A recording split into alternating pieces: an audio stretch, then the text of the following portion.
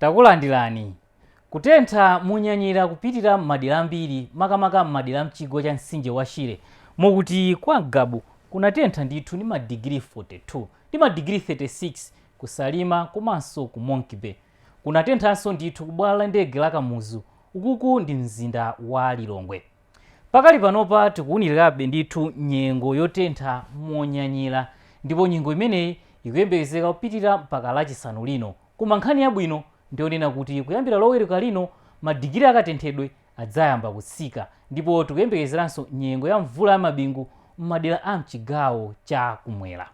Pakali panopa tikulandirabe mphepo zochokera kumvuma monga tikuonera mapu akayendedwe ka mpweyamo. Ndiye mphepo zimenezi ndi zofunda komanso ndi zachinyontho chochepa mokuti ndi zomwe zilimbikitse nyengo yotentha komanso ya dzuwa m'madera ochuluka. Usiku uno kukhala kopanda mitambo ndipo kufunda m'madera ambiri. Mawa kudzacha kwa dzuwa komanso kwa changululu m'madera a mzigawo zonse monga ku Blantyre, ku Lilongwe komanso ku Mzuzu. Ndipo m'bandakucha kudzafunda pang'ono ku Mzuzu, koma nyengo yofunda kwambiri tiyembekezere kwa Gabu komanso madera amphepete mwa nyanja ya Malawi osayiwalanso mzinda wa Blantyre.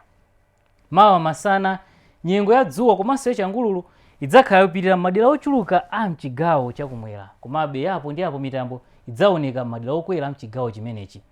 Tiyembekezere nyengo ya mitambo yapo ndi apo madera a mchigawo cha pakati, koma nyengo ya dzuwa idzakhalako ndithu madera ochuluka a mchigawo chakumpoto ndipo kudzatentha monyanyira kwa Gabu ndi madigiri 41.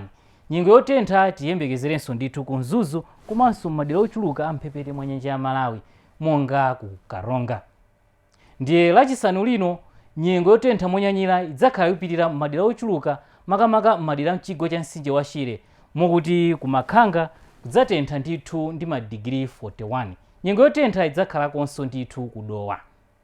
Madzulo ano mnali ndine Alick Chibanthowa, khala nozindikira dziwani za nyengo.